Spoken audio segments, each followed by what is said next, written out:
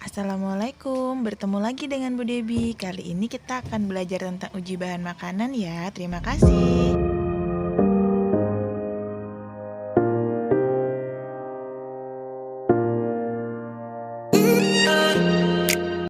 Assalamualaikum warahmatullahi wabarakatuh. Waalaikumsalam warahmatullahi wabarakatuh. Oke, sehat semua di sini. Semoga selalu dalam keadaan sehat walafiat, tidak ada yang sakit, semuanya baik-baik gitu ya. Nah, sudah menerima LKPD semua. Saya harap sudah membaca, sudah dicoba juga, sudah lihat videonya. Dengan itu semoga saya harap kalian sudah ada motivasi untuk pembelajaran kita hari ini. Nah, sebelumnya kita mulai pembelajaran kita dengan berdoa terlebih dahulu. Oke kawan-kawan dan Bu Guru, sebelum kita mulai pelajaran, angka baiknya kita udah menegakkan pelajaran masing-masing. Doa mulai. Doa selesai. Iya. Terima kasih Raffi sudah dipimpin doanya. Mungkin jangan lupa absen terlebih dahulu. Tadi di GC saya lihat absennya baru beberapa orang. Oke. Jadi tujuan pembelajaran kita hari ini, tujuan pembelajaran kita hari ini dengan discovery learning, siswa diharapkan dapat mengidentifikasi adanya kandungan bahan makanan dengan benar dan dapat mengidentifikasi adanya perubahan warna yang terjadi setelah ditetesi oleh larutan indikator pada uji makanan. Kemudian selain itu juga dengan pembelajaran discovery learning dengan berbantuan video dan virtual laboratorium, diharapkan siswa dapat menyajikan laporan hasil uji makanan tadi yang membuktikan bahwa dalam kandungan makanan terdapat apa dan terdapat apa. Jadi kalian tahu apa kandungan dalamnya. Nah, tapi sebelumnya saya tetap mau mengingatkan lebih dahulu, ini tetap kerja kelompok sama seperti kemarin. Jadi tetap satu kelompok isinya 6 orang. Kemudian ada kelompok 1, kelompok 2, kelompok 3, dan kelompok 4 sampai kelompok 6. Kemudian nanti praktikumnya sendiri tapi dikerjakannya secara berkelompok. Satu laporan untuk bareng-bareng silakan. Nah, sekarang saya mau tanya dulu, kalau seseorang makan nasi dengan lauk ayam dan telur, jenis makanan bahan apa yang ada dalamnya ya? Karbohidrat sama protein, Bu. Karbohidrat sama protein. Oke, good. Nah, sekarang saya lanjut. Karbohidrat itu segolongan besar senyawa organik yang tersusun hanya dari atom karbon, hidrogen, sama oksigen. Jadi kalau misalnya ada yang bilang C6H12O6, berarti dia berbicara tentang karbohidrat. Dan fungsi umum dari karbohidrat adalah sebagai sumber energi. Kemudian untuk jenis karbohidratnya sendiri yang sering dipelajari untuk uji makanan adalah amilum dan glukosa. Nah, untuk protein, gampangnya kalau protein itu adalah senyawa organik kompleks yang punya molekul tinggi dan dia kalau dipecah akan jadi hasilnya asam amino. Yang paling gampang adalah kata kuncinya setiap dibilang fungsi protein itu apa, fungsinya itu ada fungsi struktural. Salah satunya fungsi struktural itu adalah dia membangun struktur tubuh, kemudian dia juga membantu untuk penyimpanan makanan juga di dalam biji, biasanya di dalam tumbuhan seperti itu. Kemudian untuk lemak itu bahan makanan yang menghasilkan energi paling tinggi. Dia energinya 9,3 kalori. Lemak itu terus dari karbon, hidrogen, dan oksigen. Kemudian lemak sendiri selain sebagai sumber energi tertinggi, dia itu juga untuk melindungi bagian tubuh yang lunak. Kemudian ini untuk uji bahan makanannya, sini ada Lugol. Lugol itu digunakan untuk menguji apakah suatu makanan mengandung karbohidrat atau enggak. Kemudian tahu dia mengandung karbohidrat atau enggaknya. Jadi kalau makanan kita tetesin Lugol, dia warnanya menghitam. Kemudian ada Benedict. Benedict itu adalah reagen yang digunakan untuk menguji kandungan glukosa. Jadi glukosa sama amilum beda karena tadi kalau amilum termasuk polisakarida, sedangkan glukosa termasuknya monosakarida.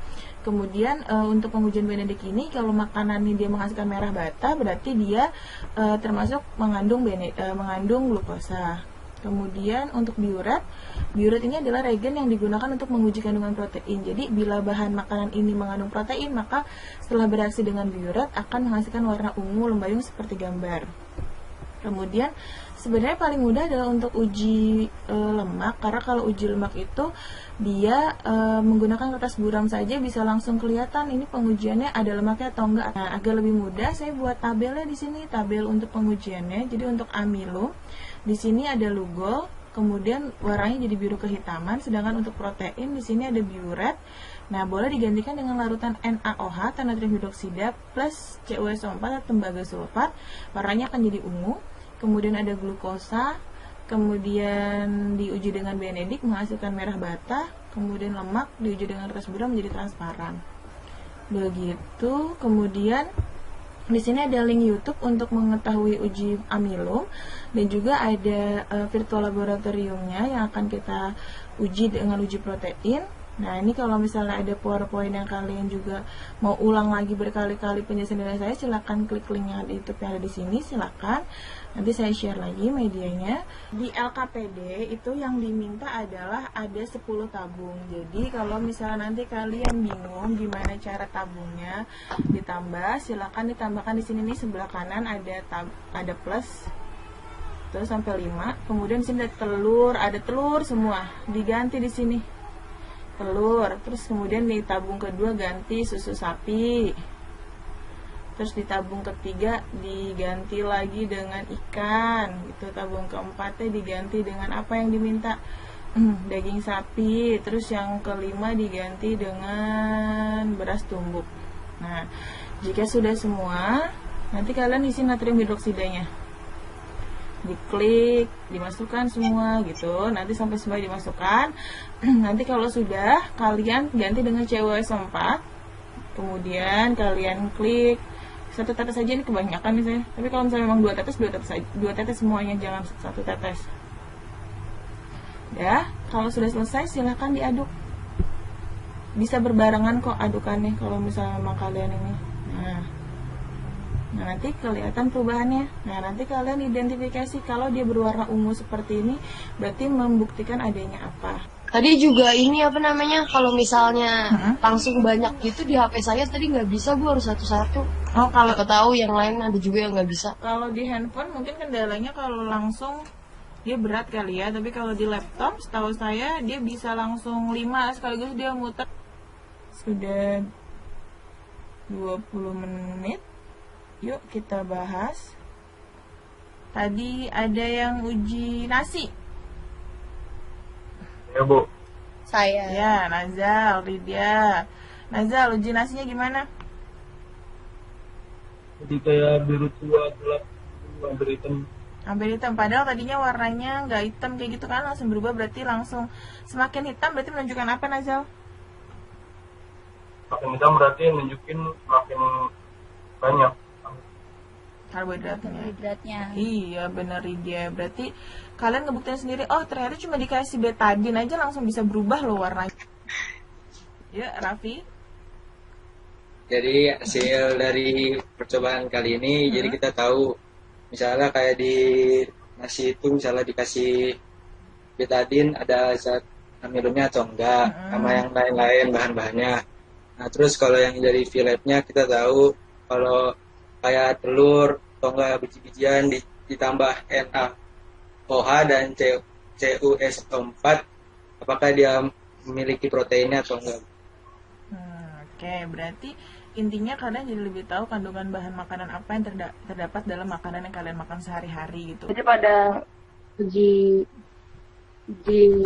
kali ini kita mengetahui bagaimana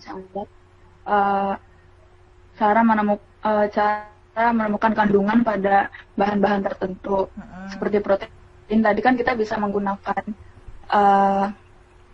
natrium sulfat sama natrium hidroksida sama tembaga sulfat. Terus untuk uji coba amilum tadi kita bisa menggunakan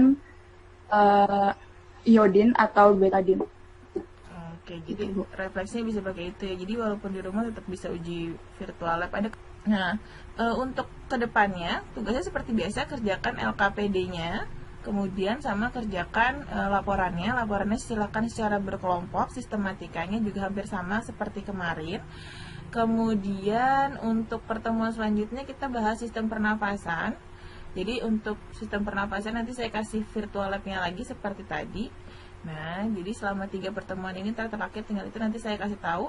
Oke kawan-kawan, sebelum kita mengakhiri virtual ini, alangkah baiknya kita tutup dengan berdoa lagi agar ilmu yang diberikan Bu Devi bisa bermanfaat ke depannya dan nilainya bagus. Amin.